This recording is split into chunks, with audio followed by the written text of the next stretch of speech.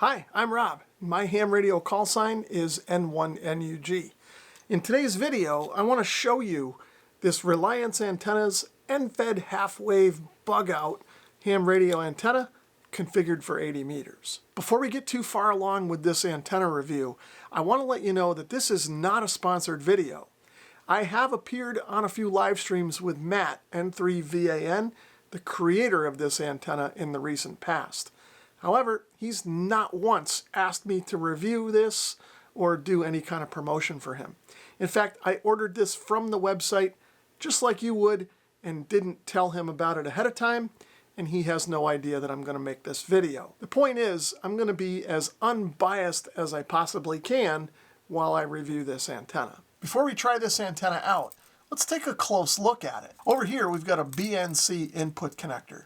So that means you're going to either need to use coax with BNC connectors on it or an adapter like this one to go from BNC to SO239. The box that the Unon is housed in is a durable plastic two-piece box, and it measures roughly 2.3 inches long by about 1.35 inches wide, and it's about 3/4 of an inch thick. Now there's two screws that hold the lid onto this box, but if we take a close look at the box, you may be able to tell that there is some kind of sealing material in the seam here. So we can try and take this apart, but I'm not so sure this lid will pop off.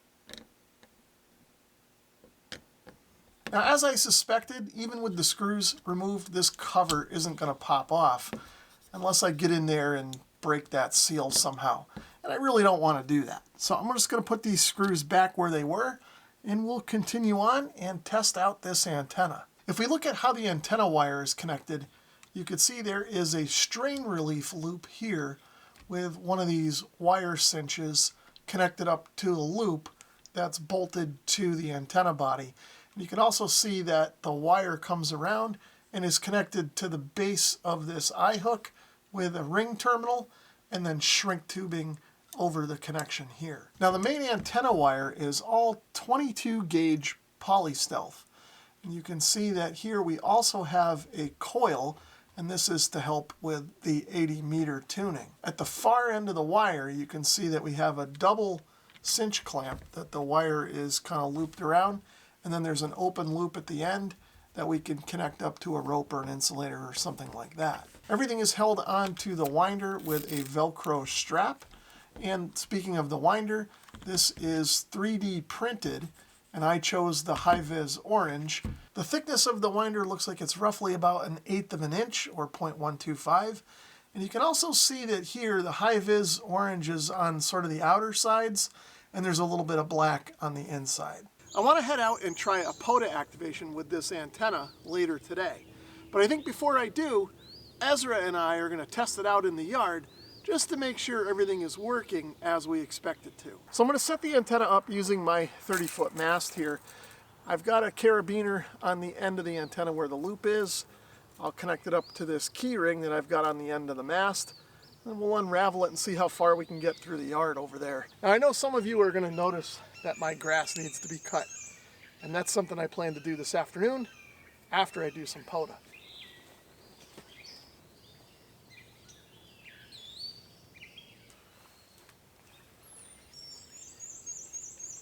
I've got the antenna set up here in the yard, but things didn't work out quite the way that I expected that they would.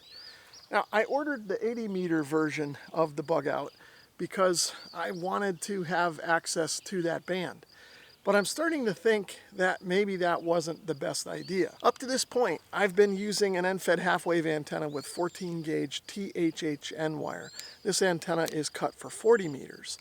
And this antenna with this heavy wire puts quite a bit of strain on my mast. So what I thought was that if I went with the 80 meter version of the Bugout with about 125 feet or so of this 22 gauge polystealth, that I might end up with less net force on my mast.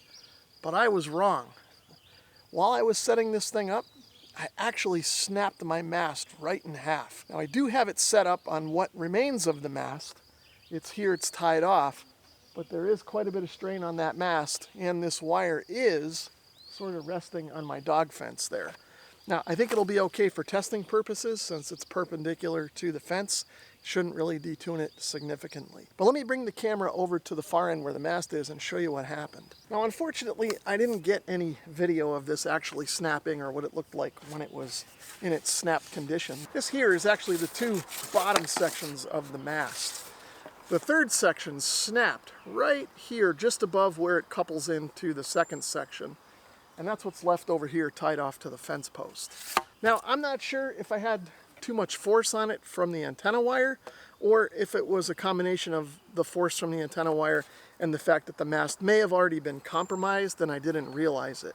I have used this quite a few times, and it actually, the last time I used it, fell and landed on the ground, so it could have been cracked and I didn't know it. So for testing, I've got the remaining pieces of my mast tied off to my fence post there, and if I pan up, you can see that there's a pretty good arc in it, and up there at the top, about 20 feet or so maybe in the air, is where the antenna is pulling on the very top of the mast. The antenna has a lot more force on this mast than I kind of realized. And let's go back to the feed point end and I'll show you that. Now, I know you're not going to really be able to tell what's going on here in the camera, but I'm barely pulling on this wire. There's barely enough tension on it right now to kind of keep it up and from sagging and actually touching the ground. So even though there doesn't feel like there's a lot of force on it on this end, there really is. So the one thing I've learned is that if you're going to use one of these antennas, even with this thin polystealth wire,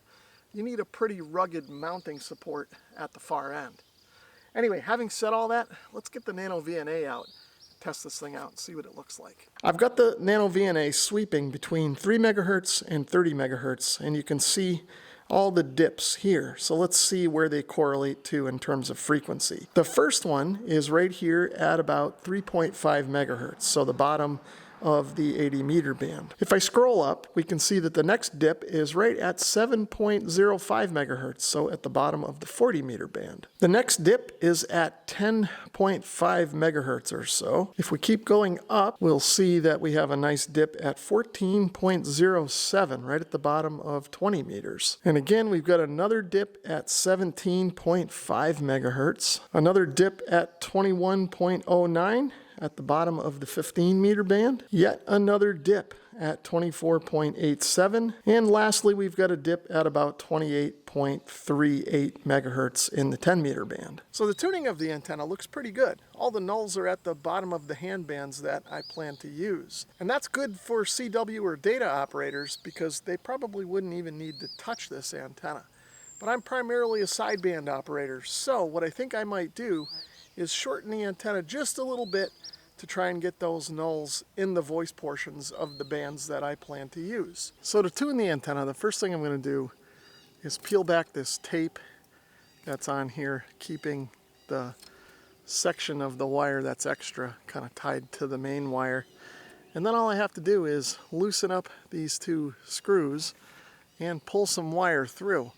Now I could probably do some math and figure out exactly how much to pull through, but I think I'm just going to wing it for now. Now to loosen these up, I'm going to use a 7mm socket. So I took this off my carabiner just to get the tension off of it, and I'll push some through here and then pull it through the other side, making sure that I leave a loop for my carabiner. Once I get things where I want them, I'll tighten up the nuts, put a little more tape on the extra wire to hold it in place so it's coupled to the main wire, and then we'll give this thing another try. I've got my FT891 hooked up to the antenna. Now, it's a Friday morning at about 9:30 a.m., so I'm not sure how much we're going to hear, but I'll tune around and see what we can do. If there's any POTA stations out there, I'll try and make a contact or two as well. Here, November Charlie 4 X-ray, Lima, NC for a satellite, uniform Sierra 100406. You are that? November 1, November Uniform Golf. Okay, QSL, you are 5-3 here into Connecticut. November 1, November Uniform Golf. QSL?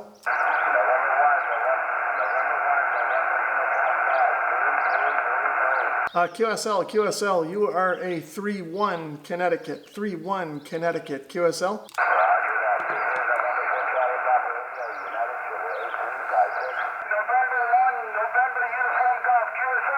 QSL, QSL, you are 5-3 Connecticut, 5-3 Connecticut. It's currently May 2024, and we've been having a lot of solar storms lately, which have been negatively impacting propagation. However, you can see that I made 3 or 4 contacts there on 20 meters just from the yard. I think I'm going to pack everything up and try and head out to a POTA park. Although I am going to need to find a park with plenty of room to stretch this antenna out. So I've got the antenna all wound back up, and that took a little bit of time, as you can imagine, because it's quite long. But I did get quite a few of these little kinks here in the wire that I was having trouble kind of working out. I'm not sure if I'm doing something wrong with this wire or if that's just sort of its natural kind of characteristics, but when I unwind this the next time, I'm going to try and let it relax and get those kinks out of it. So to try out the antenna, I've come over to Natchog State Forest.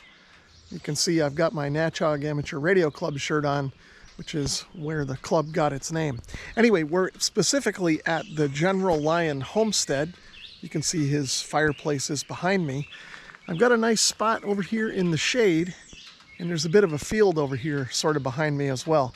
So I should be able to stretch my antenna out and make a few contacts, hopefully, if band conditions cooperate. I think I finally got this antenna set up and stable. Let me show you how I've got it configured. Over here, just like you saw in my yard, I've got my fiberglass pole on a piece of rebar. Here's the feed point right here, tied off.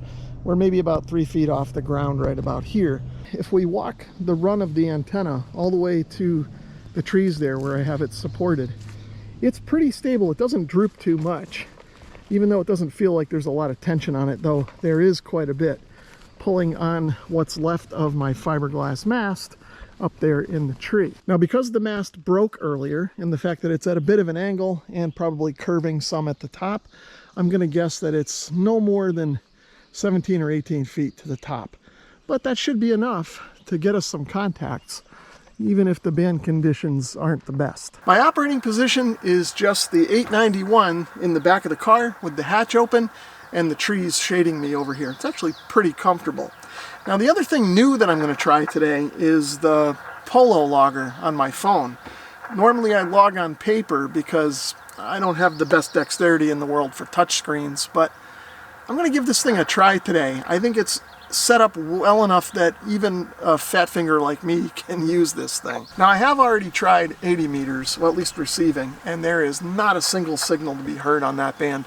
There's not even any static, so I don't think we're going to get anywhere. I'm going to skip that, and we're going to start right on 40, even though that probably won't do much for us either. Is the frequency in use? Is the frequency in use? N1 NUG. CQ POTA, November 1, November Uniform Golf. November 1, November Uniform Golf, calling CQ Parks on the Air from US 7537 in Connecticut.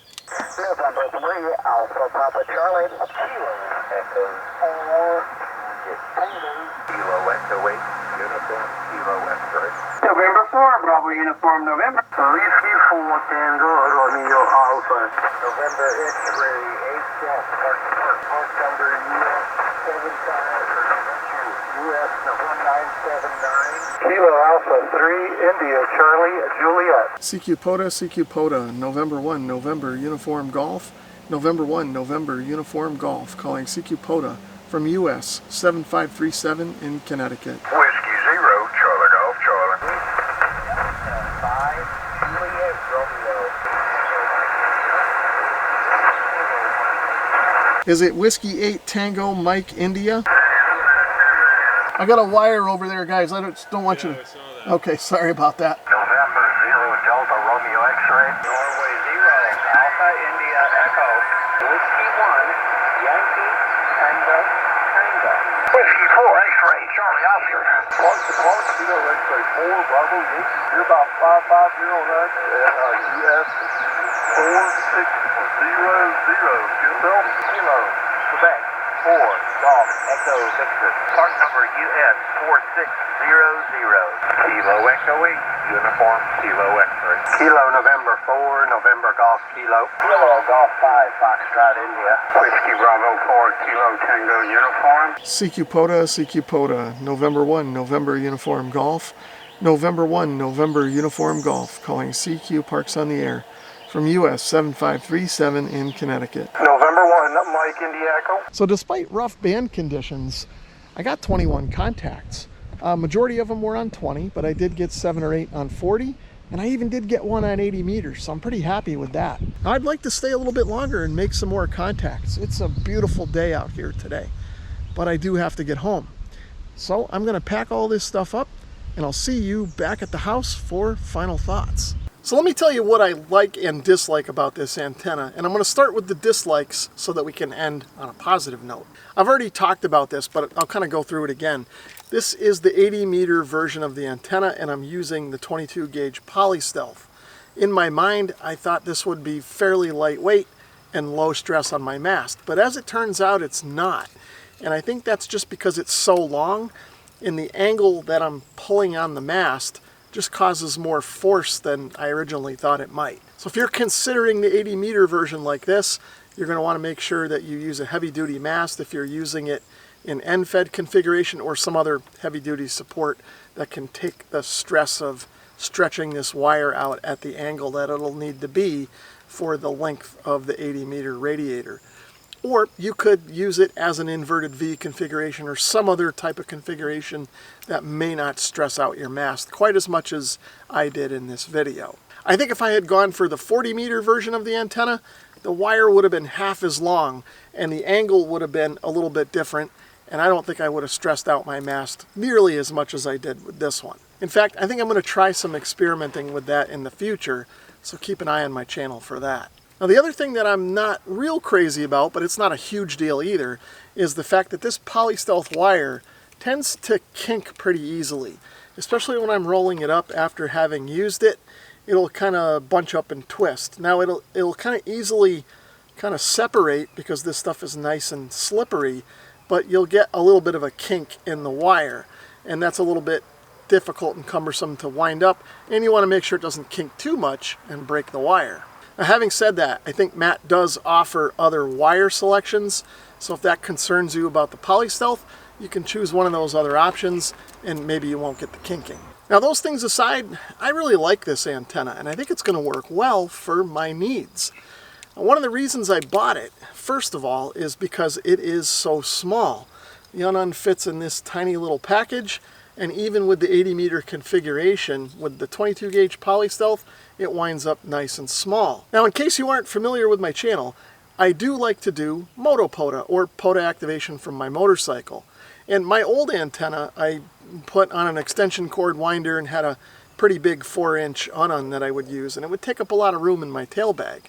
This is going to take up probably less than 25% of the space of my old antenna and leave room for other things like lunch when I'm out on those moto POTA adventures. The other thing I like about this antenna is it feels like it's constructed pretty ruggedly.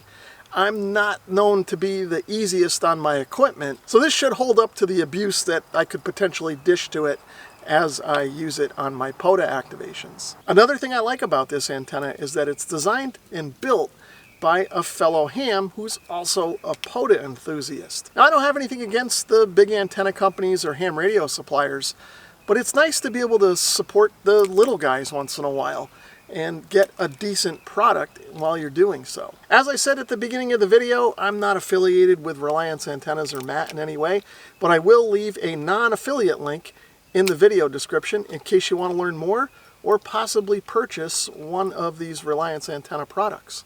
I hope you enjoyed the video. 7-3.